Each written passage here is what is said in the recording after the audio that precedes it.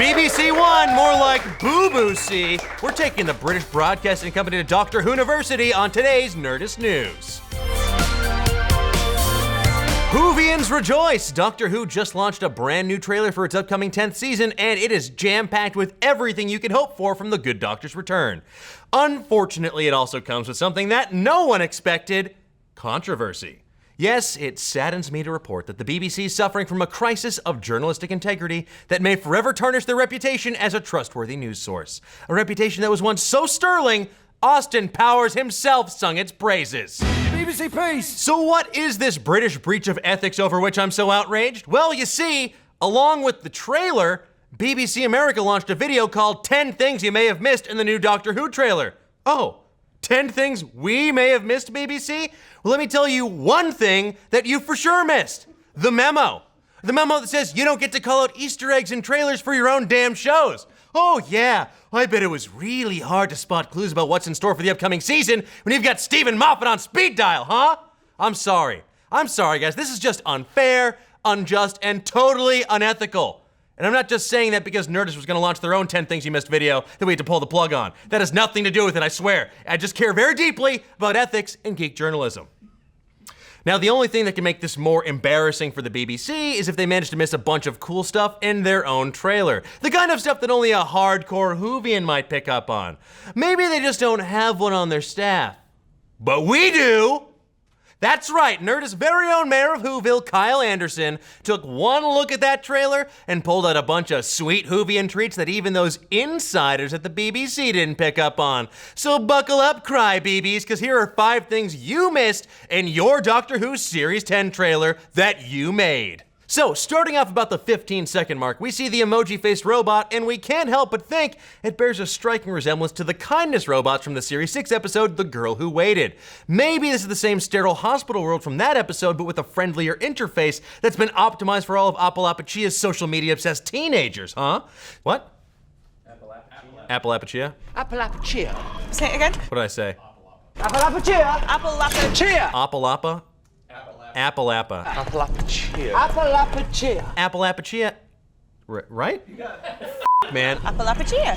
What a beautiful word. I hate this. Beautiful word, beautiful world. Appalachia. Now, maybe this is the same sterile hospital world from that episode, but with a friendlier interface optimized for all of social media obsessed teens. Hey, does anybody know what the emoji combo for dying of Chen 7 is? BBC probably doesn't. Jumping ahead at 37 seconds, we see actor David Suchet, known for playing Hercule Poirot in the long-running Agatha Christie series. He's here playing a character called the Landlord. Ooh, ominous. He's going to appear in the 4th episode of Series 10 called The Haunted Hub, which is written by series newcomer Mike Bartlett.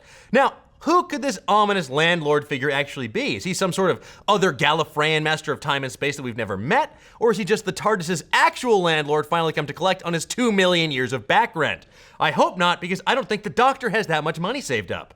At the 40-second mark, we see a very creepy looking woman seemingly made of wood. Now, we can't help but think this looks suspiciously like a weeping angel. Maybe an angel's more rustic cousin, maybe the kind that you sell on Etsy. Of course, this isn't the first time we've seen relatives of existing enemies after all. For example, think about the Minotaur from Series 6's The God Complex, who is said to be a descendant of the Naimon from 1979 story, The Horns of Naimon. You know, Naimon? Anyway, another Season 6 reference. This is interesting. We know that this is Moffat's final season at the showrunner wheel, so could he maybe looking to be connecting all these plot threads that he's been setting up all the way back to Season 5? I don't know. At 47 seconds, you'll see a blink and you'll miss it glimpse of the new class of Ice Warrior as teased by writer Mark Gatiss. Now, these Martian lizard people have only been in 5 stories ever, and we've seen the larger soldier class and the sleeker officer class before. However, this Ice Warrior looks like it's wearing a cape and has a distinctly feminine look to it. And up to now, we've never seen any female members of the species, and if this one's a ruler class and she does look pretty damn regal, that might be a big puzzle piece to figuring out their society. And finally, at 51 seconds, new companion Nardole, played by Matt Lucas, gets tossed a sonic screwdriver, which, as the BBC points out, is not the 12th Doctor's. It's not even the 11th or 10th Doctor's. That there is the 4th Doctor's sonic screwdriver, which if we're being pedantic, was actually destroyed in the Fifth Doctor story, The Visitation. I mean, it'd be a pretty huge blunder not to mention that. Anyway, how did the Doctor and Nardole come to have this outmoded noise wand anyway? Could one of their adventures take them to a time that would have crossed the Fourth and Fifth Doctor's timelines, even if just for a minute? With Stephen Moffat's final full series, we wouldn't put it past him to throw in a direct reference to the show's last most popular era.